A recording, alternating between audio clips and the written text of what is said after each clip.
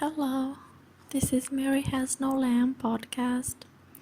I'm going to read the introduction from a very nice book, which was really nice to read for me at least. It's called The Laws of Human Nature by Robert Greene. I'm going to start with introduction. The introduction starts with a quote by Arthur Schopenhauer.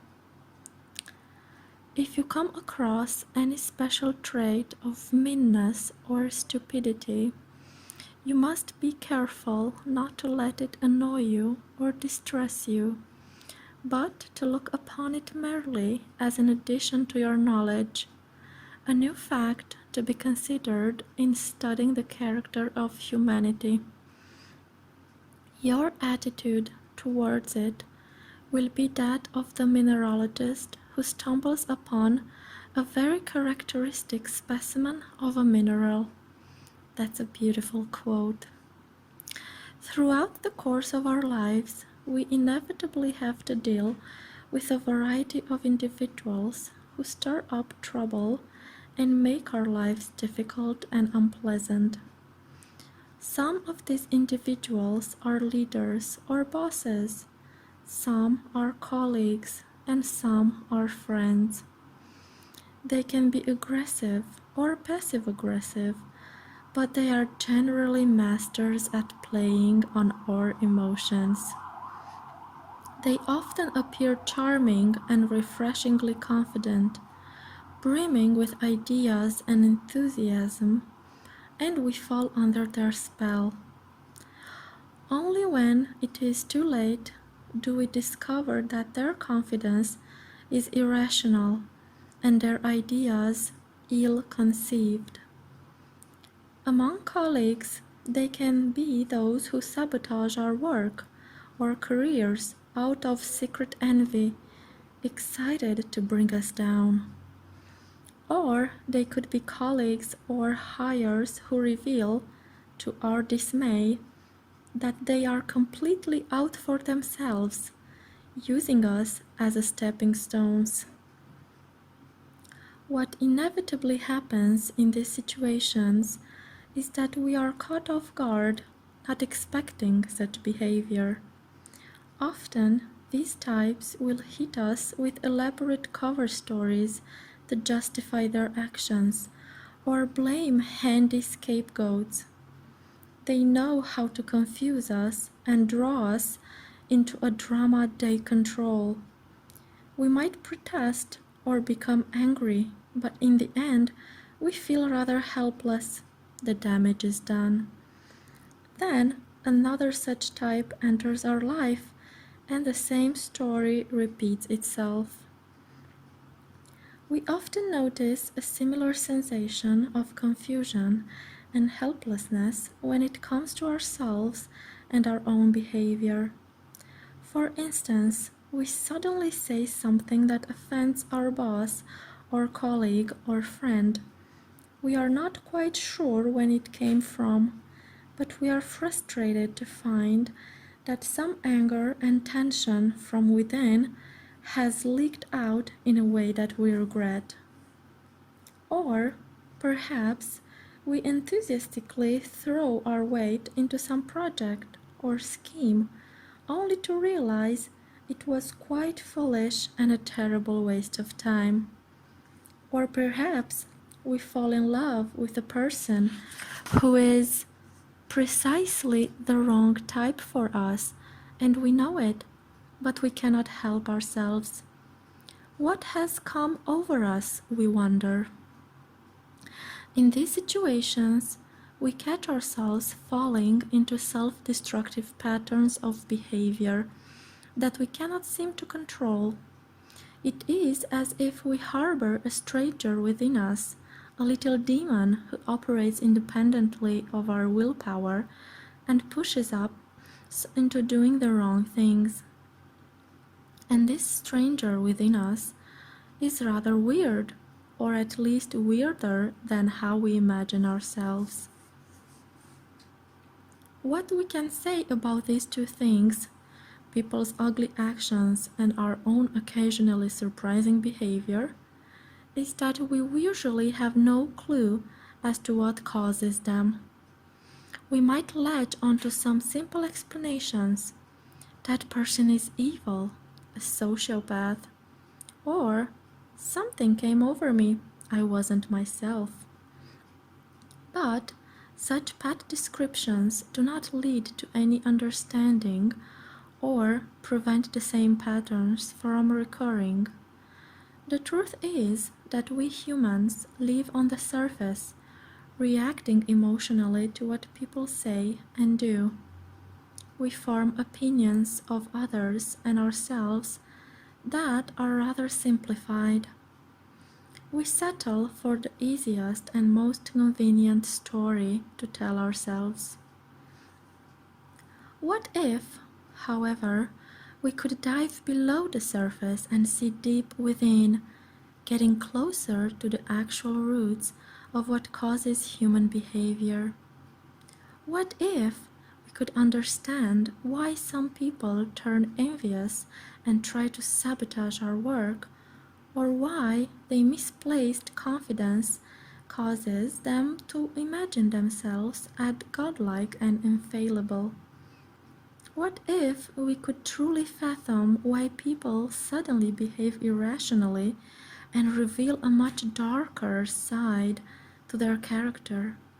Or why they are always ready to provide a rationalization for their behavior? Or why we continually turn to leaders who appeal to the worst in us? What if we could look deep inside and judge people's character, avoiding the bad hires and personal relationships that cause us so much emotional damage? If we really understood the roots of human behavior, it would be much harder for the more destructive types to continually get away with their actions. We would not be so easily charmed and misled. We would be able to anticipate their nasty and manipulative maneuvers and see through their cover stories. We would not allow ourselves to get dragged into their dreams, knowing in advance that our interest is what they depend on for their control. We would finally rob them of their power through our ability to look into the depths of their character. Similarly, with ourselves, what if we could look within and see the source of our more troubling emotions and why they drive our behavior, often against our own wishes?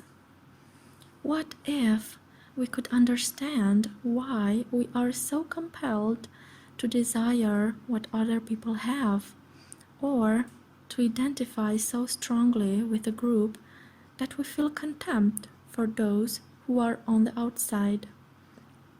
What if we could find out what causes us to lie about who we are, or to inadvertently push people away? Being able to understand more clearly that stranger within us would help us to realize that it is not a stranger at all, but very much a part of ourselves, and that we're far more mysterious, complex, and interesting than we had imagined. And with that awareness, we would be able to break the negative patterns in our life, stop making excuses for ourselves, and gain better control of what we do and what happens to us. Having such clarity about ourselves and others could change the course of our lives in so many ways, but first we must clear up a common misconception. We tend to think of our behavior are largely conscious and willed. To imagine that we're not always in control of what we do is a frightening thought, but in fact, it is the reality. We are subjects to forces from deep within us that drive our behavior and that operate below the level of our awareness. We see the results, our thoughts, moods, and actions, but have little conscious access to what actually moves our emotions and compels us to behave in certain ways. Look at our anger, for instance. We usually identify an individual or a group as the cause of this emotion.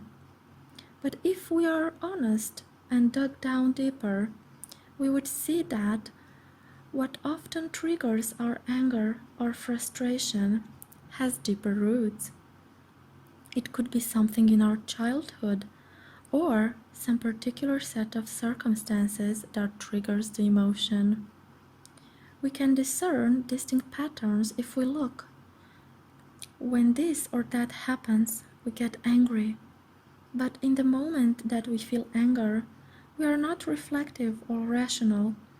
We merely ride the emotion and point fingers. We could say something similar about a whole slew of emotions that we feel. Specific types of events trigger sudden confidence or insecurity or anxiety or attraction to a particular person or hunger for attention.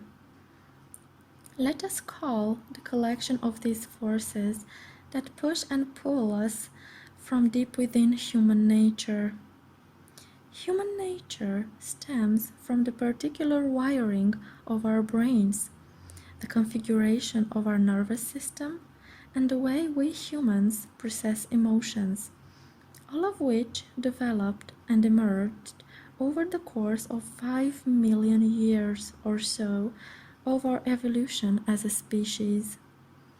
We can ascribe many of the details of our nature to the distinct way we evolved as a social animal to ensure our survival, learning to cooperate with others, coordinating our actions with the group on a high level, creating novel forms of communication,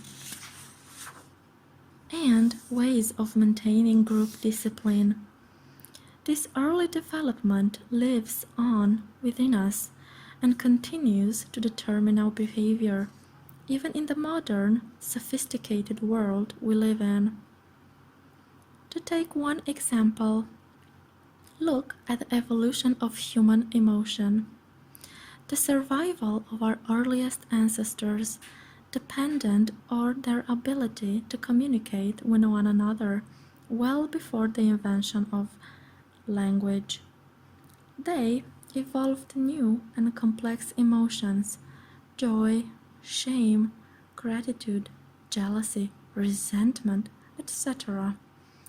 The signs of these emotions could be read immediately on their faces, communicating their moods quickly and effectively.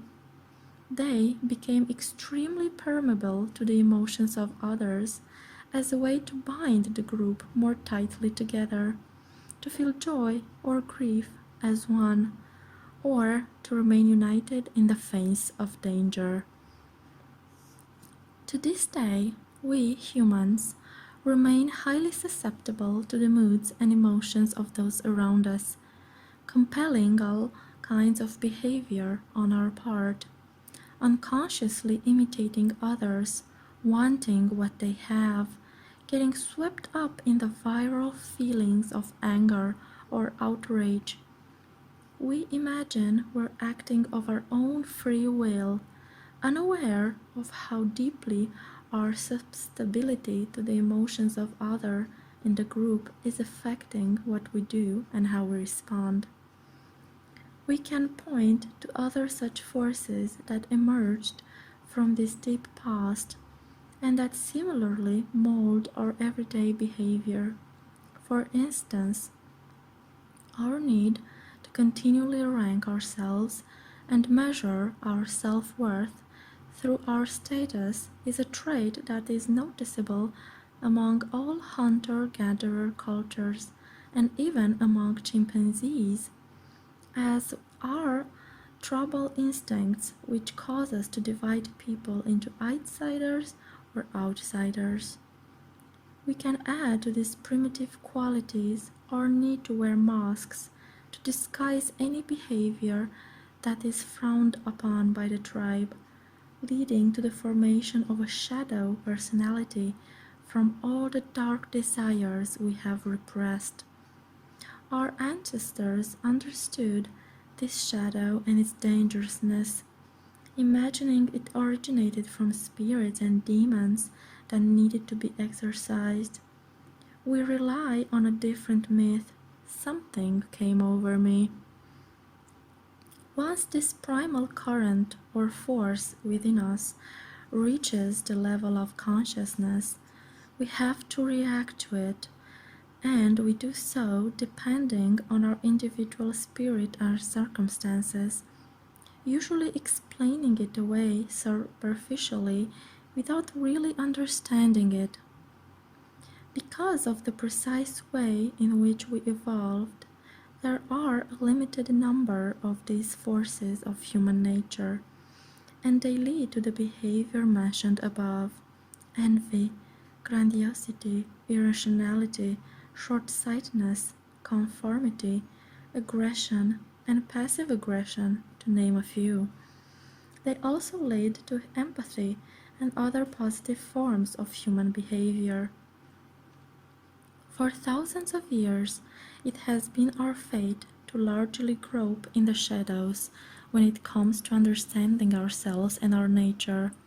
We have labored under so many illusions about the human animal, imagining we descended magically from a divine source, from angels instead of primates. We have found any signs of our primitive nature and our animal roots deeply distressing, something to deny and repress. We have covered up our darker impulses with all kinds of excuses and rationalizations, making it easier for some people to get away with the most unpleasant behavior. But finally, we're at a point where we can overcome our resistance to the truth about who we are through the sheer weight of knowledge we have now accumulated about human nature. We can exploit the vast literature in psychology amassed over the last 100 years, including details, studies of childhood and the impact of our early development. Melanie Klein, John Bowlby, Donald Winnicott, as well as works on the roots of narcissism, Heinz Kohut, the shadow sides of our personality, Carl Jung, the roots of our empathy, Simon Baron Cohen, and the configuration of our emotions, Paul Ekman. We can now call the many advances in the sciences that can aid us in our self-understanding.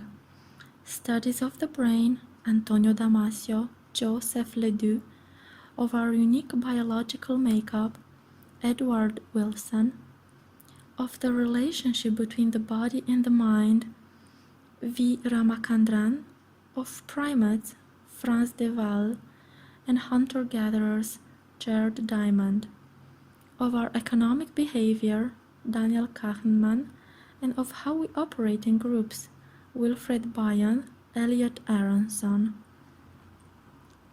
We can also include in this the works of certain philosophers, Arthur Schopenhauer, Friedrich Nietzsche, José Ortega y Gasset, who have illuminated so many aspects of human nature, as well as the insights of many novelists, George Eliot, Henry James, Ralph Ellison, who are often the most sensitive to the unseen parts of our behavior. And finally, we can include the rapidly expanding library of biographies now available, revealing human nature in depth and in action. This book is an attempt to gather together this immense storehouse of knowledge and ideas from different branches, to piece together an accurate and instructive guide to human nature basing itself on the evidence, not on particular viewpoint or moral judgments. It is a brutally realistic appraisal of our species, dissecting who we are so we can operate with more awareness. Consider the laws of human nature, a kind of codebook for deciphering people's behavior, ordinary, strange, destructive, the full gamut. Each chapter deals with a particular aspect or law of human nature. We can call them laws in that under the influence of these elemental forces, we humans tend to react in relatively predictable ways. Each chapter has the story of some iconic individual or individuals who illustrate the law, negatively or positively, along with ideas and strategies on how to deal with yourself and others under the influence of this law. Each chapter ends with a section on how to transform this basic human force into something more positive and productive, so that we are no longer passive slaves to human nature, but actively transforming it. You might be tempted to imagine that this knowledge is a bit old-fashioned. After all, you might argue, we are now so sophisticated and technologically advanced, so progressive and enlightened. We have moved well beyond our primitive roots. We are in the process of rewriting our nature. But the truth is, in fact, the opposite. We have never been more in the thrall of human nature and its destructive potential than now. And by ignoring this fact, we are playing with fire. This is a part of the introduction of this wonderful book. I hope you liked it. If you'd like to hear more, let me know. Have a great day/night.